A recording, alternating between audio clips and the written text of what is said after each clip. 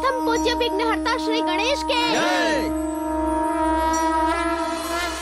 प्रथम पूज्य विघ्नहर्ता श्री गणेश के विघ्नहर्ता श्री गणेश के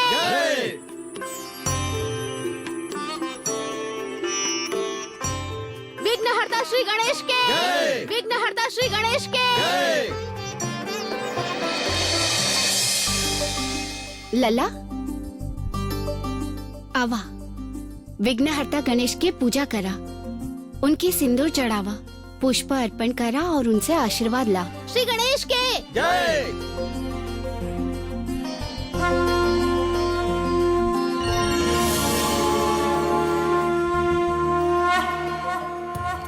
प्रभु, इतना बड़ा अनर्थ मत करी। हम राउर प्रणाम के अधिकारी नहीं की।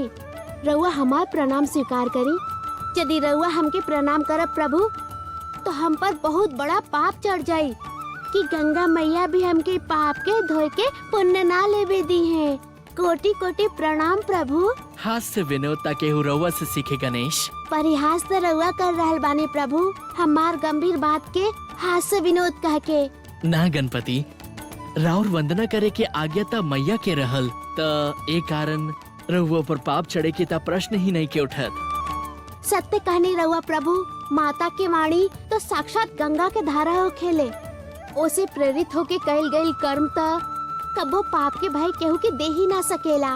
बुद्धि में रउआ से केहू जीत न सकेला गणपति। रउआ के जन्मदिन के शत शत शुभकामना। प्रभु, कम से कम आज के दिन तो रउआ उदारता दिखाई। तात्पर्य? शुभकामना तो पूरा संसार दे रहल बा प्रभु। आज त रउआ एकर अधिकारी बानी गणेश। जन्मोत्सव जे बा राउर। यही कारण रउआ से विनती कर रहल बानी प्रभु कि आज के दिन तो रउआ हमके तनिक आशीष दे ही दी। जीवन में आशीष त राउर आवश्यक बा, परंतु हम रउआ के एगो संदेश अवश्य देब। कैसन संदेश प्रभु? शीघ्र दी ही ना। शीघ्र ही राउर जीवन में एगो महत्वपूर्ण घटना घटित होके वाला बा। कैसन घटना प्रभु? अभी गुप्त बा, रउआ स्वतः जान जाइब शीघ्र ही। कैसन राउर इच्छा, हम प्रतीक्षा करब वो घटना के सामने आवे के। प्रथम पूज्य विघ्नहर्ता श्री गणेश के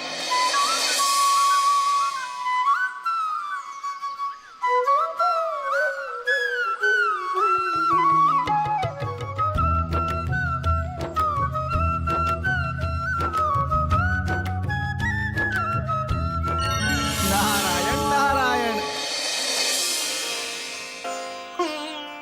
प्रणाम प्रभु।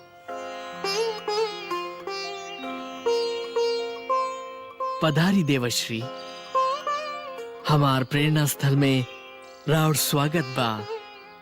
बताई, कौन उद्देश्य से आगमन भइल बा राउर? परम पूज्य पितामह ब्रह्मदेव की गणना अनुसार इस संसार में अत्यंत ही महत्वपूर्ण घटना घटित होके वाला बा। हमके ओकर ज्ञान बा देवश्री। तब तक प्रभु, रउआ ये भी ज्ञान होखी कि रउआ ही ओकर माध्यम भी बने वाला बानी। हाँ मुनिवर, यही कारण आपन वंशी वादन से महायोद्धा परशुराम के हम आह्वान भी कर चुकल बानी, जैसे लोक संस्कार से जुड़ल ओ महान घटना के आरंभ हो सके। कुछ ही क्षण में वो यहाँ पधारे वाला बाड़े। धन्य बानी रउआ प्रभु, धन्य बानी रउआ, धन्य बार और लीला। धर्म संस्थापक देवकी नंदन राउर संदेश पाके हम धन्य भैनी। कहीं प्रभु, कौन कार्य हेतु रउआ हमार स्मरण कैनी? देव, एगो गुप्त कार्य हेतु रउआ के अभी यही क्षण कैलाश की यात्रा करे के होगी। कैलाश यात्रा?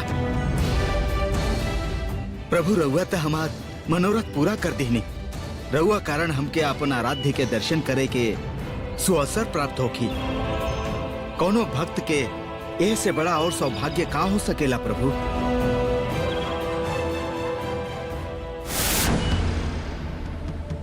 देव, ई एगो गुप्त पत्र बा।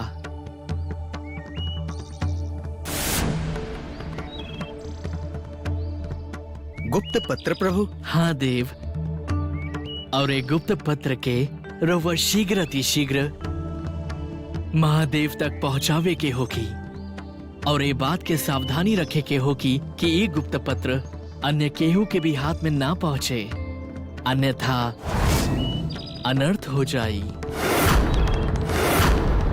संपूर्ण सृष्टि पर संकट उत्पन्न हो सकेला। रउआ आश्वस्त रही प्रभु।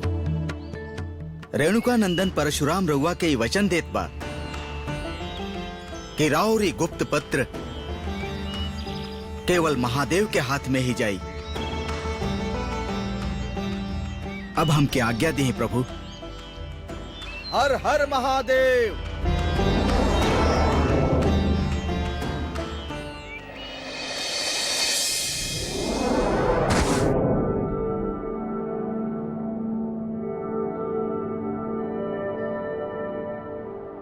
प्रभु अपन ध्यान स्थान पर नहीं खन।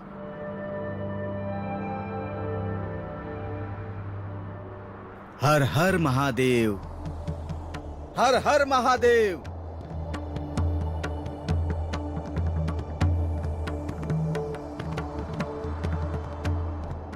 हर हर महादेव, हर हर महादेव, हर हर महादेव, हर हर महादेव, हर हर महादेव, हर हर महादेव, हर हर महादेव। नमः शिवाय। शिवपुत्र लोग, नमः शिवाय।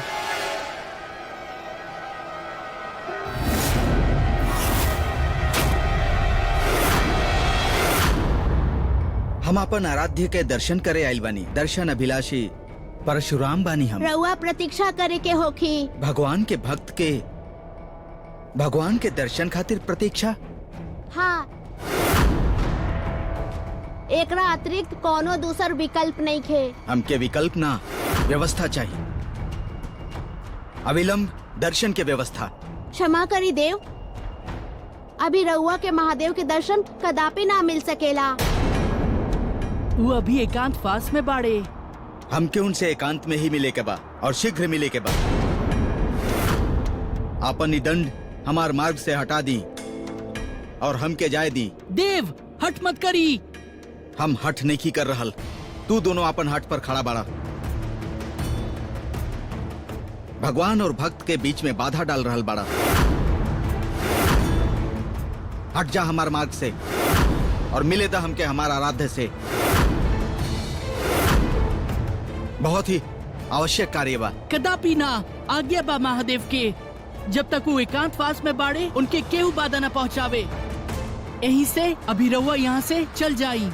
परशुराम के ही हस्तक्षेप कतई स्वीकार नहीं खे। और हमके अपन दायित्व पालन में राउर हस्तक्षेप स्वीकार नहीं खे। रहुआ व्यर्थ समय गवा रहल बानी, राउर भी और हमनी के भी। एक अर्थ बा कि तू लोग मधुरवाणी ना, बलात् के भाषा समझ बा। देखत बानी के हमके रोकत बा अपन आराध्य के लगे जाए से। रुक जाई।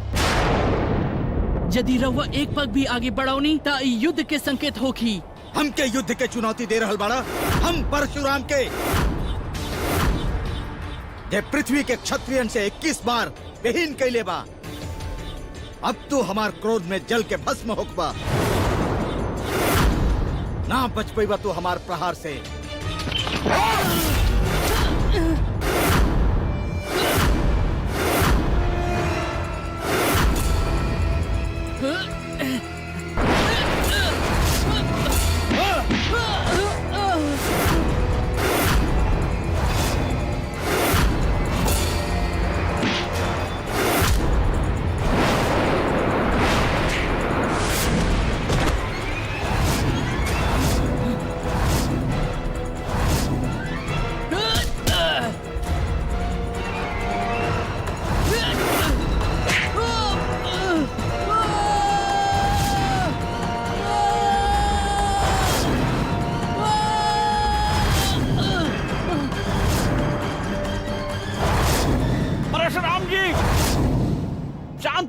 शांत हो जाएं।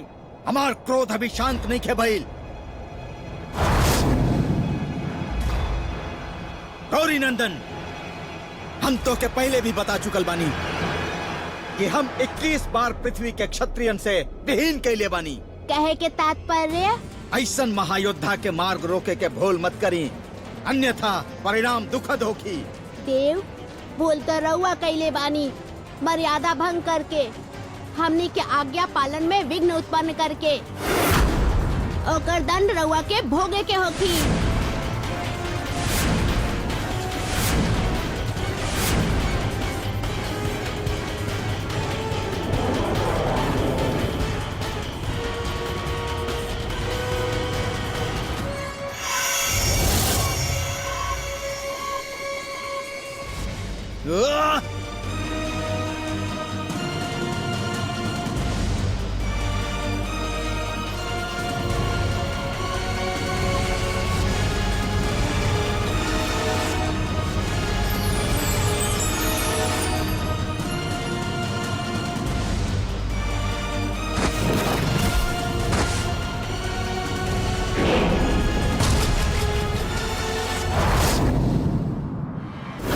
गौरी पुत्र,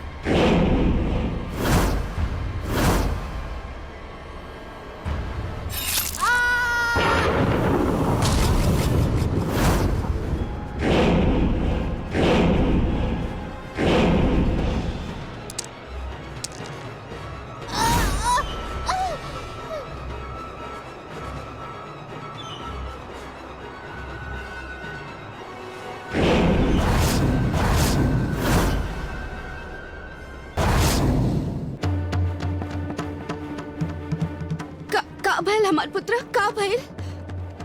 पुत्र गणेश, तू ठीक बाड़ा ना?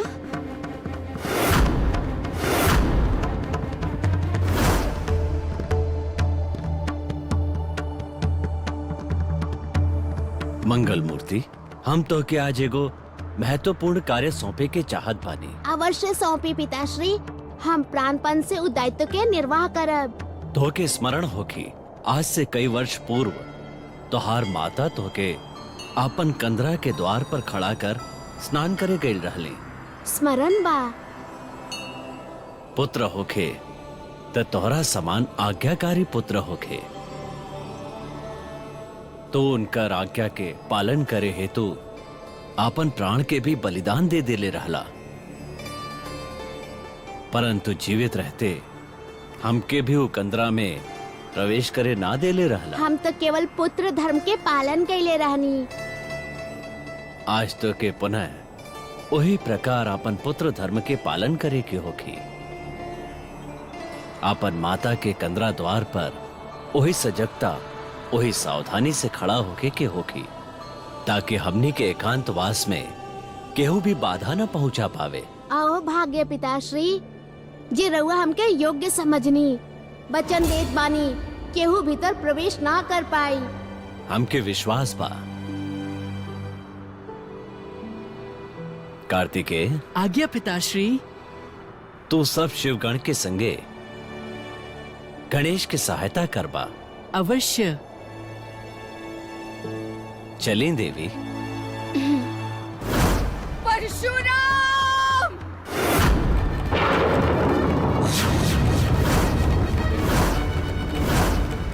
हम तो के जीवित ना छोड़ब।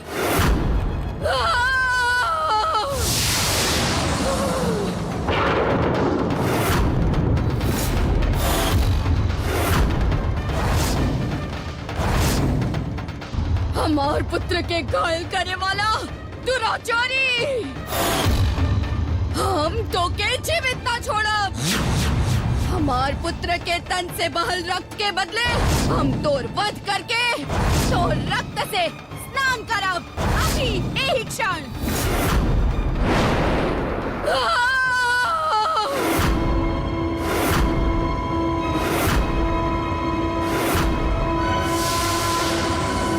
माता,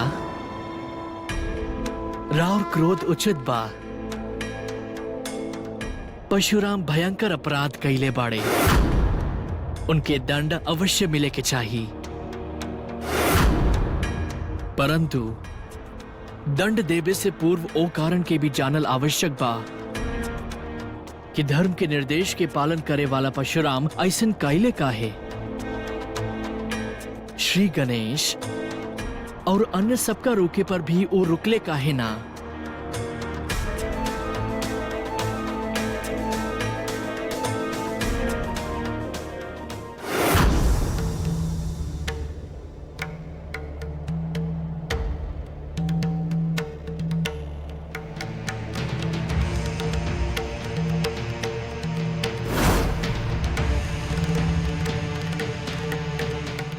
रउआ उचित समय पर हस्तक्षेप कर देली वामन देव, अन्यथा अनर्थ हो जाइत। देवी, संसार में प्रत्येक घटना पूर्व निर्धारित होखेला। यहाँ कुछ भी अनायास अथवा अचानक ना होखेला। अंततः ये घटना भी पूर्व निर्धारित रहल, एके ऐसे ही घटित होके के रहल देवी। हाँ माता, महादेव के कथन बिल्कुल उचित बा। कदापि ना। हम अपन पुत्र खातिर इस सृष्टि के विधान बदल देब। पुत्र पर आघात यानी ममता पर प्रहार, और हम ममता पर प्रहार करे वाला के कभी क्षमा ना करेनी। एगो माता खातिर एक घटना अत्यंत दुखदाई बा, परंतु संसार खातिर एगो सार्थक उद्देश्य बा एक घटना के गर्भ में। हमार पुत्र के तन टूटे में कौन सार्थक उद्देश्य के प्राप्ति बा वामन देव? माता, जब तक श्री गणेश के मुख में दुगो दंत रहल, उनमें द्वैत भाव रहल, परंतु अब एगो दंत वाला हो जाए के कारण ऊ अद्वैत भाव वाला बन गईल बाड़े। और संगे ही एक दांत वाला के भावना ई भी दर्शावेला कि जीवन में सफलता ओहे प्राप्त करेला जोकर जीवन में एगो लक्ष्य होके। एगो शब्द माया के बोधक बा और दांत माइक के। अंततः श्री गणेश में माया और माइक दोनों के योग होखी, जेकरा कारण संसार में ऊ एक दंत के नाम से प्रसिद्ध होकी हैं।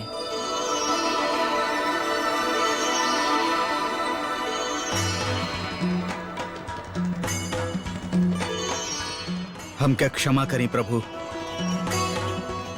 महादेव, हम क्या क्षमा प्रदान करें।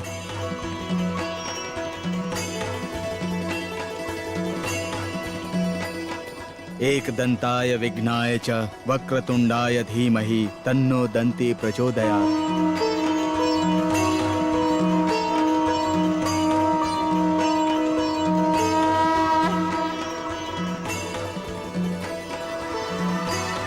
माता, परशुराम जोन कुछ भी कैले ऊ एगो निर्धारित लीला रहल, परंतु क्रोध और अभिमान से वशीभूत होके वो एगो बहुत ही भयंकर अपराध कैले बाड़े, और यही से वो दंड के भागी बाड़े। और इनकर दंड ई बा कि बहुत ही शीघ्र आपन ही एगो शिष्य से रणभूमि में परास्त होकी है। दंड शिरोधार्य प्रभु। तोहार भूल के अनुभूति और स्वीकार के भावना हमके प्रसन्न कर देलस रेणुका नंदन। हम तो के आशीष देत बानी कि तू अपन शिष्य से पराजित होके भी तोहार कीर्ति और तोहार यश धूमिल ना होखी।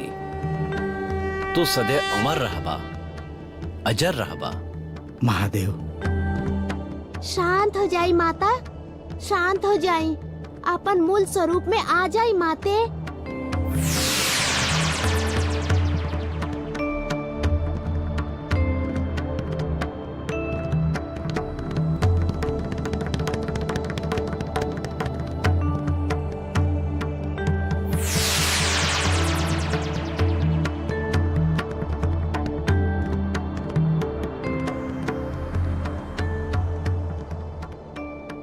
नारायण नारायण।